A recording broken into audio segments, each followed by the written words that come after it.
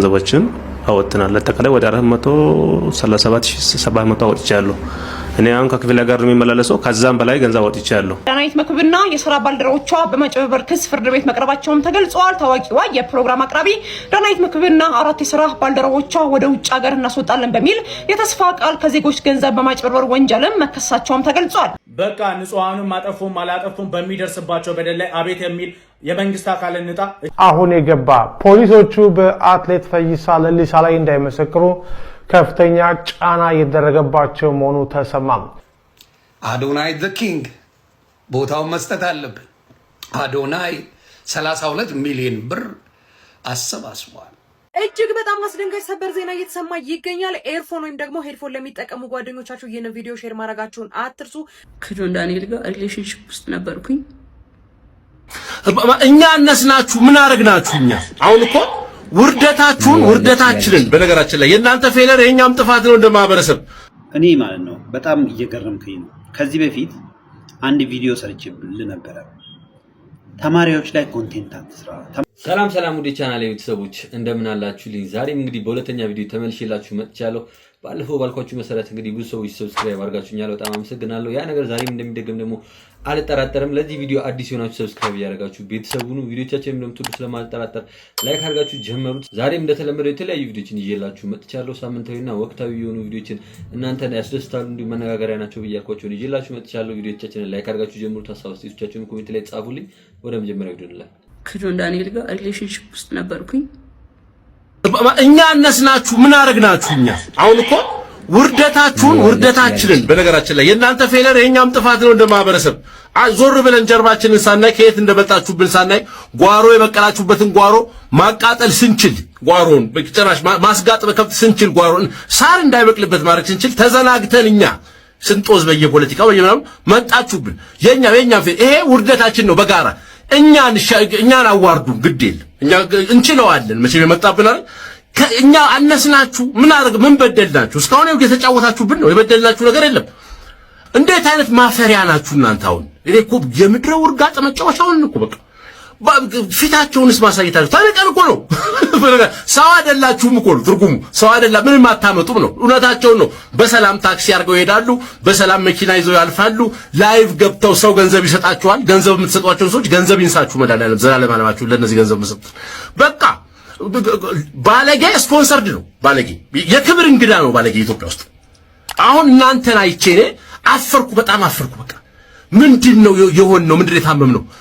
ያው እንግዲህ ቤተሰቦች ሰመረ ባሪያው ያለው እንደሰማችሁት ነው። እውነቱን ነው። አንዳንዴ እኛ የራሳችን ስንት የሚያሳስበን ነገር እያለ የነሱን ህይወት ውስጥ ገብተን እሷ ነች ልክ እሱ ነው ልክ ምናምን እያልን እንጨናነቃለን። እና አንዳንዴ እኛ የሚመለከተንን ነገር ብናይ የሚጠቅመንን ነገር ብናደርግ ብዬ አስባለሁ። ምን ታስባላችሁ? ጆን ዳንኤል እኔ ግን ግርም የሚለኝ ነገር አዶኒያስ ላይቭ ላይ የመጣ ጌም ቢጫወት ምን ልትሆን ነበር? ጆን ዳንኤል አዶኒ ላይቭ ላይ ገብቶ ጌመር ቢው ምን ልትሆን ነበር? ለዚህ ለማይጠቀምበት የሆነ መኪና ያገኛል አምጥቶ ይሰጣል። ለራሱ የሚቆርስለት ጎማ ይለኮ ልጁ ቤት የሆነ ብር ይሰበሰባል አምጥቶ ነው የሚሰጥ። እንደሌላው እንኳን ብሩ ሰጥቷል አልሰጠም ብለህ እንኳን የምትጠራጠረው ልጅ አይደለም። ወይ ማስታወቂያ ቢሰራ ነው እሱ። አንድ ነገር ልንገርህ፣ አዶኒያስ እንደናንተ የልክስክስ አይነት አላማ ቢኖረው እስካሁን ይሄንን ግርግር ተጠቅሞ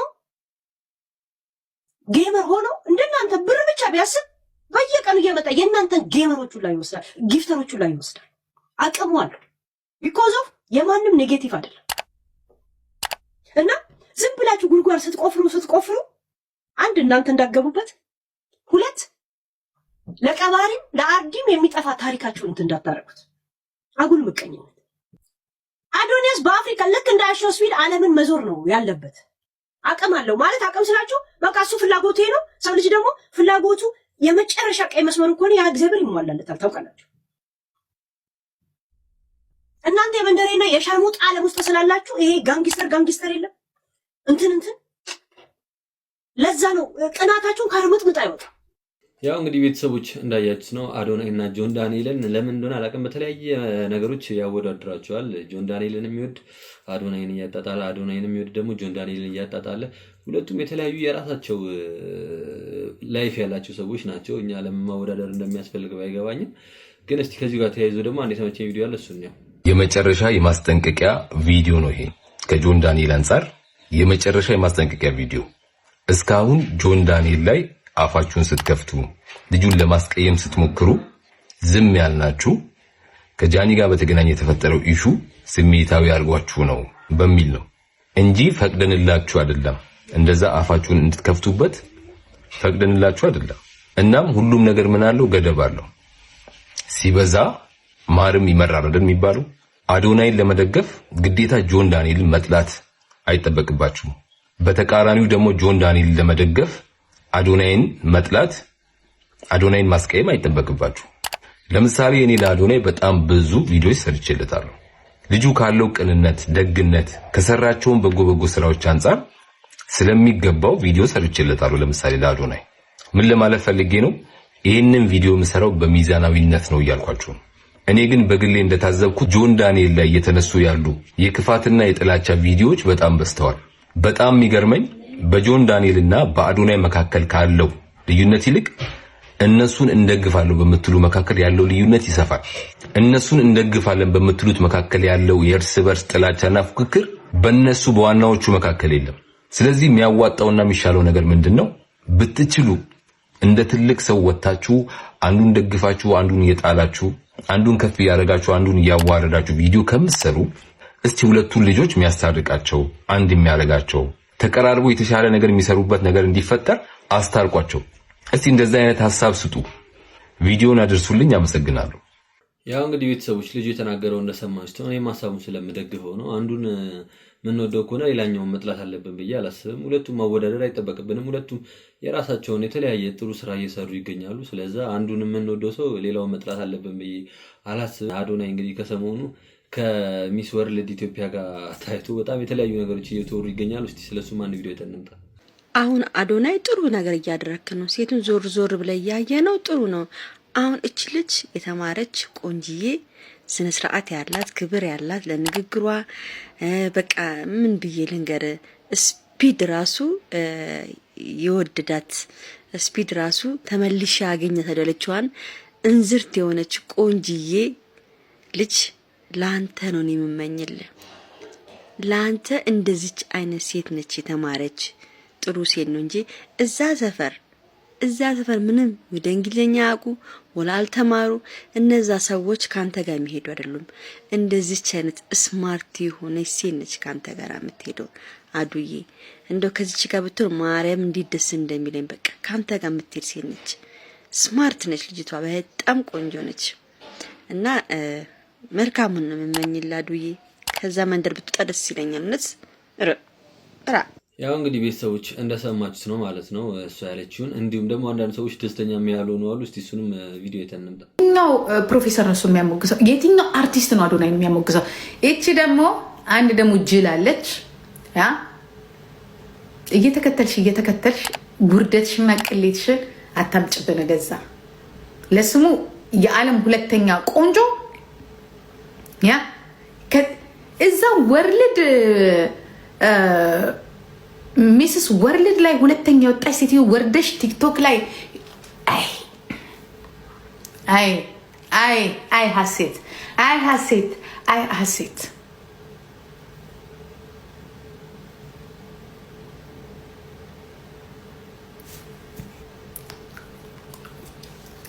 በባንክ ሲገባ አላየንም ወይ? ማንን ነው የሚወት ያደረኩትኝ? ጌታ ሆይ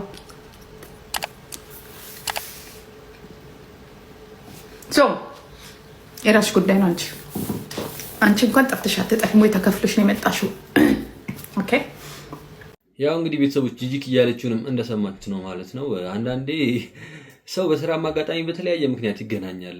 እንግዲህ እሷ ለስራዋ ነው ሄደችው፣ ከሱ ጋር የተጎተተች ለሌላም ነገር ቢሆን ማለት ነው ፍላጎቷ ፈቃደኛ እስከሆነች ድረስ ምንድነው የሚያናደው? ምንድነው የሚያስቆጣው ነገር? በጣም አሁን ጊዜው የማይበት ነገር አንድ ነገር ምንድነው አንድ ሰው ከጠላን በቃ ከዛ ጋር ያለና የተያያዘ ነገር እንዳለ አንወድምና ምን ችግር አለው? የፈለጉትን ነገር ቢያደርጉ አይደለም ስራ መስራት ይቀርና ገና ወጣቶች ናቸው እየሰሩ ነው። ማበረታታት ሲገባን በዚህ መልኩ መንቀፍ ማለት ነው። አዶናይ በጣም የተለያዩ ነገሮች እየሰሩ ይገኛሉ። ኢቭን የሚጠሉት ሰዎች ራሱ እስኪመሰክሩለት ድረስ ማለት ነው። እስቲ ዮኒ ማኛ ያለው ሰምተን እንምጣ።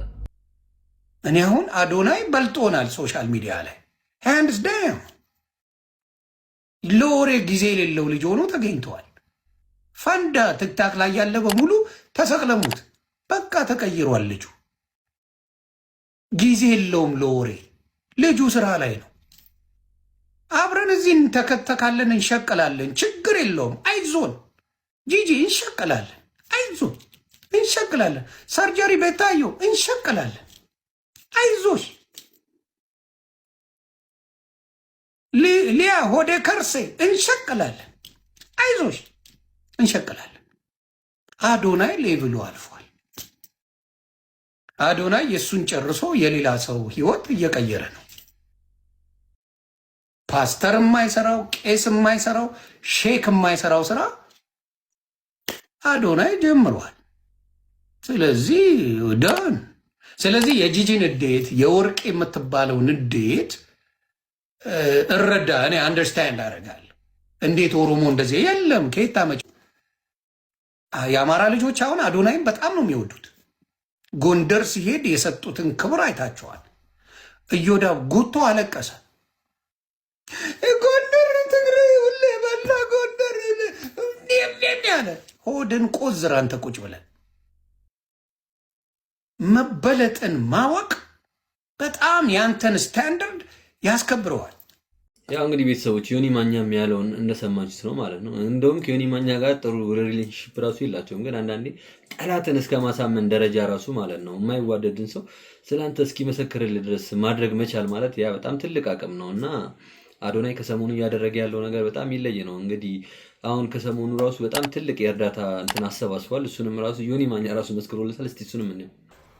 አዶናይ ዘ ኪንግ ቦታውን መስጠት አለብን። አዶናይ 32 ሚሊዮን ብር አሰባስቧል እና በተለይ እኔ የምለው ምንድን ነው በህይወታችሁ ላይ የተቸገራችሁ ሰዎች ዛሬ ግዴታ ሁላችንም አዶናይን ማድነቅ አለብን። አዶናይ ማድነቅ አለብን። ቄስ ፓስተር ሼክ አልዘብን ያው እንግዲህ እንዳያችሁት ነው ቤተሰብ አዶናይ ከ30 ሚሊዮን ብር በላይ ላይቭ ላይ ቁጭ ብሎ ማሰባሰብ ችሏል ማለት ነው። ይሄንን እንግዲህ ማንም አላደረገውም። በጣም ከባድ ነገር ነው። ስለዚህ እንደዚህ ስራችን ላይ ትኩረት ስናደርግ ማንም ሰው የሚለው ነገር ምናምን እኛን ወደ ኋላ አይጎትተንም እና ይሄንን ደግሞ አዶናይ ያሳይቶናል። እንግዲህ ቀጣይ ቤተሰቦች ደግሞ ከዳናይት ጋር የተገናኘ ቪዲዮ ነው። እንግዲህ ዳናይት መክብብ እንግዲህ በሰራችው ማስታወቂያ ወደ ፍርድ ቤት ቀርባለች ማለት ነው፣ ብዙሃኑን በማጭበርበር በሚል ማለት ነው።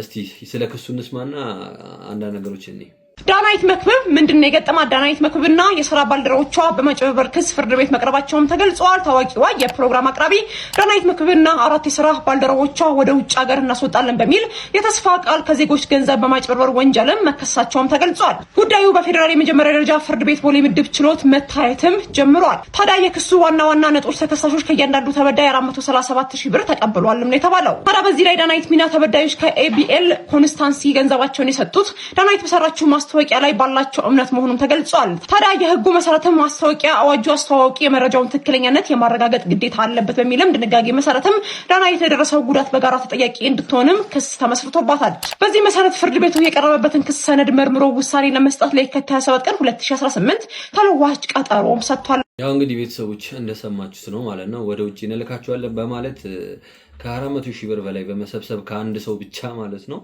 ግን ያን እነዛን ሰዎች ወደ ተባለው ቦታ ላይ ሳይልኳቸው ብራቸውንም ሳይመልሱላቸው በመቅረታቸው እንግዲህ ክስ ቀርቦባቸው ወደ ፍርድ ቤት ቀርበዋሉ ማለት ነው። እና አንዳንዴ የምንሰራውን ማስታወቂያ ከዚህም በፊት ስላለው የምንሰራውን ማስታወቂያ እየለየን እውነተኛነቱ ታማኝነቱን እያጣራን እንስራ እላለሁ ማለት ነው። ምክንያቱም አንደኛ የሚያስጠይቀን ያው ማስታወቂያ የሰራውን ሰው ነው እና በጣም ትልቅ ወንጀል ነው። የህዝብን ብር መውሰድ ማጭበርበር ማለት በጣም ከባድ ወንጀል ነው። እንግዲህ በዚህ እንትን ተጠቅተናል፣ ብራችን ተጭበርብረናል ያሉ ሰዎች ደግሞ የሰጡት ምስክርነት አለ። እስቲ እሱንም እንየው። ብዙ ገንዘቦችን አወጥተናል። አጠቃላይ ወደ 437,700 አወጥቻለሁ። እኔ አሁን ከክፍለ ሀገር የሚመላለሰው ከዛም በላይ ገንዘብ አወጥቻለሁ። መጨረሻ በዛ እንትን እያለን ያው ፕሮሰሱ በቃ አልቋል።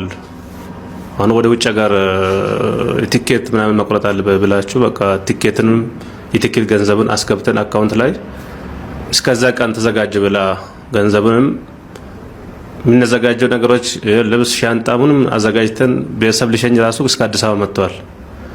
ከመጣን በኋላ ያን ቀን አልሆነም ነገ ተነጎዳ እያለች በቃ ብዙ ነገር መከራዎችን አሳየች። እስከዛም ገና ሌላ በደል ያው በፖሊስ ማባረር፣ የግል ጋርድ ጠብቃ ማፋን ማስመታት። እኔ አሁን 2 ቀን እንደዚህ በቃ ሌላ ይገካል ነው አስተረፈኝ። ለ2 ሆኖ አፍኖ ነበረ። እንደዚያ ነገሮች በደሎች ደርሷል። እንኳን ጠይቀን ፍትህ ጠይቀን ወደ መንግስት አካል ላይ ብንሄድ በየቦታ ስንሄድ ፍትህን ማግኘት አልቻለም። ፖሊስ ጣቢያ ስንሄድ በቃ ምላሽ ሆኖ በቃ ግልጽ ሆኖ ነገር ማግኘት አልቻለም። የፌደራል ፖሊስ ሄደናል፣ የተለያዩ ቦታዎችን ገብተን ለኛ ፊት የሆነ ነገሮችን አላገኘንም። ያው እንግዲህ ቤተሰቦች የተሰጠው ምስክርነት እንደሰማችሁት ነው ማለት ነው። የሁሉ ምስክር እያለ እንግዲህ ዳናይት ከህግ ታመልጣለች የሚል ምንም አይነት እንትን የለኝም። እኔ ዳናይት መክብብን ፐርሰናሊ ወዳታለሁ፣ አደንቃታለሁ። ግን እንደዚህ አይነት ነገር ላይ ማንም ሰው ሲገኝ ከህግ የበላይ አይደለም እና ይቀጣል ማለት ነው። እንግዲህ ወይ ብራቸውን የሚመለሱበት መንገድ መመቻቸት አለበት፣ ካለበለዚያ እንግዲህ የሚቀጡበት እንትን በጣም ሰፊ ነው ማለት ነው እና ለሌሎችም ማስተማር ይሆናል። ለምንሰራው ማስታወቂያ ለይተን ታማኝነቱን እያጣራን ብንሰራ በጣም አስፈላጊ ነው ብዬ አስባለሁ። አሁን የገባ ፖሊሶቹ በአትሌት ፈይሳ ለሊሳ ላይ እንዳይመሰክሩ ከፍተኛ ጫና እየተደረገባቸው መሆኑ ተሰማ። ባለፈው እሁድ ከቢሾፍቱ ከሰርግ ሲመለስ የመኪና አደጋ አድርሶ በሁለት ሰዎች ላይ ጉዳት ደርስባቸው ያደረገው አትሌት ፈይሳ ለሊሳ በትላንትናው ዕለት ያወጣውን መግለጫ አቀርበንላችሁ ነበረ።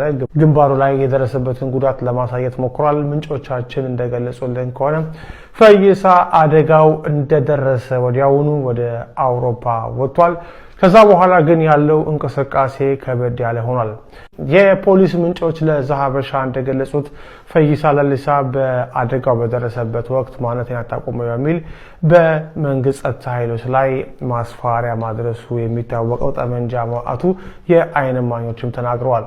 ሆኖም እነዚህ የጠመንጃ የወጣባቸው ፖሊሶች ምስክር ሆነው እንዳይቀርቡ ወይም ደግሞ በአትሌቱ ላይ ምስክር እንዳይሆኑ ከፍተኛ ጫና እየደረሰባቸው መሆኑን የፖሊስ ምንጮች ገልጸዋል። ከመሰከርን ችግር ሊደርስብን ይችላል፣ ለህይወታችንም ለስራችንም እንሰጋለን በሚል ከመመስከር እያፈገፈጉ እንደሆነ የሰማነው። ይሄም እንግዲህ በአትሌቱ ጥያቄነት ላይ ምን ሊፈጥር ይችላል የሚለውን ነገር ተጠባቂ አድርጎታል። በአዲስ አበባ ፖሊስ ውስጥ አትሌቱ ይጠየቅ አይጠየቅ በሚል ከፍተኛ የሆነ ውዝግብ እንደተፈጠረም የውስጥ ምንጮች ገልጸዋል። ግን አትሌቱ በአሁን ሰዓት ላይ አውሮፓ እንደሚገኝ ነው ምንጮቻችን የገለጹልን። ያው እንግዲህ ቤተሰቦች እንደሰማችሁት ነው ማለት ነው። ሌሊሳ ፈይሳ እንግዲህ በሰዓቱ በነበሩ ፖሊሶች ምስክርነት እንዳይሰጡ ማስፈራሪያ እየደረሰባቸው ነው የሚል መረጃ እየወጣ ይገኛል ማለት ነው። እኔ አንድ ሰው የዚህን ያክል ተጽዕኖ ፈጣሪ ሲሆን ከህግ የበላይ ሲሆን እኔ አይቼ አላውቅም። ይገርመኛል። እዛች ጋር የጠፋው የሰው ህይወት ነው። እንግዲህ ወንጀለኛ ካልሆነ ጥፋተኛ ካልሆነ ለአደጋው መንስኤ እሱ ካልሆነ ያንን ነገር ፍርድ ቤት ቀርቦ ያንን ነገር ማስረዳት ነው እንጂ ፖሊሶች ምስክርነት እንዳይሰጡ አድርጎ ሰው ከህግ ያመልጣል የሚል አመለካከት የለኝም። እጅግ በጣም አስደንጋጭ ሰበር ዜና እየተሰማ ይገኛል። ኤርፎን ወይም ደግሞ ሄድፎን ለሚጠቀሙ ጓደኞቻችሁ ይህንን ቪዲዮ ሼር ማድረጋችሁን አትርሱ። በዚህ ሰዓትም እንግዲህ በሚሊዮኖች የሚቆጠሩ በዓለማችን ላይ የሚገኙ ሰዎች በከፍተኛ ድንጋጤ ውስጥ እንደሚገኙ መረጃዎች እየወጡ ይገኛሉ። የአውሮፓው ቶክስ ፍሪ ላይፍ ፎር ኦል የሚለው የምርመራ ቡድን እንዳሳወቀው ከሆነም እንግዲህ በተለያዩ የጆሮ ማዳመጫዎች ላይ ለሰው ልጆች እጅግ በጣም አደገኛ የሆኑ ማለትም ደግሞ እንደ ካንሰር፣ የጉበት በሽታ፣ የሆርሞን መቀየርና ሌሎች በርከት ያሉ በሽታዎች እንደሚጋለጡ ጭምር ነው እየተነገረ የሚገኘው። ይህ የምርመራ ቡድን እንዳወጣው መረጃ ከሆነም እንግዲህ እንደ ቲሙ እንዲሁም ደግሞ ሼን ላይ ያሉ መገበያያዎች ላይ እንግዲህ የ81 የሚደርሱ የተለያዩ ብራንድ ያላቸውን እንዲሁም ደግሞ እጅግ በጣም ታዋቂ ብራንድ ያላቸውን ኤርፎኖች በመግዛት እንግዲህ ምርመራ ሲያደርግ ለሰው ልጆች አደገኛ የሆኑ ኬሚካሎች ማለትም ደግሞ እንደ ቢፒኤ እንዲሁም ደግሞ ቢፒኤስ አይነት ኬሚካሎች በውስጡ አሉ። እነዚህ ኬሚካሎች እንግዲህ በምርመራ ወቅት ከ75% እስከ 98% የሚደርስ መጠን እንዳላቸው ጭምር ነው እየተነገረ የሚገኘው። ምርመራ ከተደረገባቸው ብራንዶች ውስጥ እንደ ፓናሶኒክ፣ ሳምሰንግ፣ ቦዝ እንዲሁም ደግሞ ሴኔዘር ያሉ ብራንዶች ላይ እንግዲህ እንደዚህ አይነት ችግር እንደታየባቸው ጭምር ነው እየተነገረ የሚገኘው። የተለያዩ የአውሮፓ ሀገሮች ተመራማሪዎች ይህን ምርመራ ባደረጉበት ወቅትም እንግዲህ እጅግ በጣም አስደንጋጭ የሆነ መረጃ ነው ለማህበረሰቡ ያጋሩት። ይህ በውስጡ ያለው ኬሚካልም እንግዲህ ካንሰር ያስይዛል፣ እንዲሁም ደግሞ የጉበት በሽታ፣ በተጨማሪም ደግሞ በርካቶችን ያስደነገጠው ሆርሞንን ይቀይራል። በተለይም ደግሞ የወንዶችና የህፃናትን ሆርሞን በቀጥታ የሴት ሆርሞን እንዲያመነጩ ያደርጋቸዋል። እንዲሁም ደግሞ የሴትነት ባህሪ እንዲላበሱ ያደርጋቸዋል። በተጨማሪም ደግሞ ለልጆች ላይ እንግዲህ የጭንቅላታቸው መጠን እንዲያድግ ያደርጋል ሲልም ጭምር ነው መረጃዎችን እያወጣ የሚገኘው። የምርመራ ቡድን እንግዲህ በርካታ ሰዎች እንዲጠነቀቁ ጭምር መልእክቱን እያስተላለፈ ይገኛል። ይህ ቪዲዮ ለሚያስፈልገው ጓደኛችሁ ሼር ማድረጋችሁን አትርሱ። በሌሎች አዳዲስ መረጃዎች በድጋሚ መልሳለሁ። የፕላስ ምልክቷን መጫናችሁን አትርሱ። መልካም ቀን ይሆንላችሁ። ያው እንግዲህ ቤተሰቦች መረጃው እንደሰማችሁ ነው፣ ይጠቅማችኋል ብዬ ስላሰብኩኝ ነው። አሁን እንግዲህ ቴክኖሎጂ ተስፋፍቶ ኤርፎን የማይጠቀም ሰው የለም ማለት ነው። ግን ከጎን ለጎን ደግሞ እንደዚህ ከበጣም ተጽዕኖ አለው ማለት ነው ጤንነታችን ላይ። ለካንሰር ማለት በጣም ሁላችንም የምንፈራውና እስከ ሞት የሚያደርስ በሽታ ነው። ለተለያዩ በሽቶች ያጋልጣል የሚል መረጃ ነው። ይጠቅማችኋል ብዬ አስባለሁ። እንግዲህ የምትጠቀሙትን ኤርፎን እየመረጣችሁና እየለያችሁ ብትጠቀሙ ብዬ እንዲጠቅማችሁ ብዬ ነው ያመጣሁት ይሄን መረጃ። ይህንን ቪዲዮ ለሰመረ ባሪያው ማለት ነው ኮፒ ሊንክ ሼር በማድረግ አብሶ ታግ በማድረግ አድርሱልኝ። እኔ ማለት ነው በጣም እየገረምከኝ ነው። ከዚህ በፊት አንድ ቪዲዮ ሰርቼብል ነበረ። ተማሪዎች ላይ ኮንቴንት አትስራ። ተማሪዎች ማለት ነው ዩኒፎርማቸውን እየቀዳደዱ ደብተራቸውን ማለት ነው እየቀዳደዱ እየዘለሉ እየበጫጨቁ የሚያሳይ ቪዲዮዎችን በተደጋጋሚ ይለቃሉ። ጉዳዩ ምን መሰለ? አንተ ያንን ቪዲዮ አንስተ ሪያክት ታደርግበታለህ። ከዛን ሰዎች ደግሞ እዛ ሄደው ያያሉ፣ እነሱ ቫይራል ይወጣሉ ማለት ነው። አንተ የተባበርካቸው ነው። እና ይሄን ያዩ ደግሞ ሌሎች ልጆችም እንዲህ እያደረጉ ይቀጥላሉ ማለት ነው። በየቦታው የነገር ተደጋጋሚ እየሆነ ነው። ባለፈው ይሄንን ቪዲዮ ሰርቼልህ አሁንም ቪዲዮ ላይ አካተከዋል። ሰው ልኮልኝ እንዴ አይሰራም ብዬ ሄጄ ያለው እሱ ላይ ኮሜንት አደርጋለሁ። ኮንቴንት አንጣህ እንዴ? ሰሞኑን ደግሞ በጣም ብዙ ኮንቴንት አለ። ለምን እዛ ላይ አሰራ? ዛሬ እነሱ ቫይራል መውጣታቸውን ያየልች ሌላ ከሌላ ቦታ ደግሞ ሌላ ነገር ይሰራል። ትምህርት ቤት ውስጥ ዴስክ ሲሰብር ልታይ ትችላለህ። መስታወት ሲሰብር ኢቭን ትምህርት ቤት ሊያቃጥል ይችላል። ምክንያቱም ጉዳዩ ቫይራል መውጣት አለመውጣት ነው። ዛሬ ለውቅና ሲባል ምንም ነገር እየተደረገ ነው ያለው። አንተ ደግሞ የገፋ እያደረክ ልጆች ወደፊት እንዲመጡ እንዲታወቁ ጥረት እያደረክ ነው ያለው። ፕሊስ እንዲህ አይነት ነገር ተው ለማለት ነው ይሄን ቪዲዮ እንሰራለን። ከእንግዲህ በኋላ ማለት ተማሪዎች ላይ በምንም ተአምር ቪዲዮ እንዳሰራ ምንም ነገር ያደርጉ፣ ቢያንስ ቪዲዮአቸውን አታሳይ። ሐሳቡ ላይ ብቻ ሪአክት አድርግ። ሐሳቡ ላይ ሪአክት አድርግ። እንደዛ አይነት ነገር ተከቢ አይደለም ብለህ ሐሳቡ ላይ ብቻ ሪአክት ብታደርግ ጥሩ ነው። ቪዲዮአቸውን በምንም ተአምር ማንነታቸውን የሚያሳይ ነገር በምንም ተአምር አምጥተህ ለህብረተሰቡ አታሳይ። እነሱንም ታዋቂ አታድርግ። እነኚህ የማይገባቸውን ሰዎች በጣም ትክክል ያልሆኑትን ልጆች እንዲታወቁ ፕላትፎርም እየሰጣቸው ነው ያለው። አንተ ነገሩን ያወገዝክ አስመስለን የምታቀርበው ማለት ነው። እኔም አንተም እናውቃለን፣ ኮንቴንት ነው። ስለዚህ ለኮንቴንት ብለህ እነኚህ ልጆች ወደፊት ለፊት እንዲመጡ ህዝቡ ሄድ ብሎ እንዲያያቸውና ቫይራል ወጣው አንተም እንዲያድርግ እየተባባሉ እንዲህ አይነት ጋጠወጥ ነገር እንዲስፋፋ ባታረግ ጥሩ ነው ብዬ አስባለሁ። እኔ ደግሞ አንዳንድ የህግ ሰዎች አንተ የህግ ሰው ነኝ ትላለህ። አንድ 18 ዓመት ያልሞላው ልጅ ገና ኤሌመንተሪ የሚማር ልጅን የሆነ እንቅስቃሴ አውጥተህ የምስል መብቱን ማለት ነው እንዲህ አውጥተህ ስታረግ እንዴት በህግ አስጠይቅም እንዴ? እኔ ግርም ይለኛል። ሎየሮች ምናምን አንዳንዴ እንዲያሉ ማለት ነው ትልልቅ ሚዲያዎች መጥፎ ነገር ሲያደርጉ ስታዩ ቻሌንጅ አድርጓቸው። ዚስ ዩር ዲዩቲ እስከወጣችሁ ድረስ እዚህ ፕላትፎርም ላይ ማለት ነው ኃላፊነታችሁ መወጣት አለባችሁ ብዬ አስባለሁ። ያው እንግዲህ ቤተሰቦች ስለ ሰመረ ባሪያው የሰጠውን አስተያየት እንደሰማችሁት ነው ማለት ነው። ምን ታስባላችሁ? በዚህ ላይ ሰመረ ባሪያው መቀጠል አለበት? የእውነት ልክ ነው ወይስ ሰውዬው ያለው ነገር ልክ ነው? ለተማሪዎቹ የበለጠ እውቅና እየሰጠ ነው ያለው ወይስ ደግሞ እነሱን ከእንደዚህ አይነት ተግባራቸው እንዲቆጠቡ እያስተማረ ነው ያለው? ምን ታስባላችሁ? ሀሳብ አስተያየታችሁን ኮሜንት ላይ ጻፉልኝ። ውድ የቻናሌ ቤተሰቦች ለዛሬ ይዤላችሁ የመጣችሁ ቪዲዮዎች እነዚህ ነበሩ። ዘና ፈታ እንዳላችሁ ቁም ነገር እንደጨበጣችሁባቸው አልጠራጠርም። ቪዲዮን እስካሁን ድረስ አይታችሁ ሰብስክራይብ ካላደረጋችሁ ሰብስክራይብ አድርጉ፣ ላይክ ካላደረጋችሁ ላይክ አድርጉት። በቀጣይም በተለያዩ ቪዲዮዎች ተመልሼላችሁ እመጣለሁ። እስከዛው ድረስ ይመቻችሁ። ባይ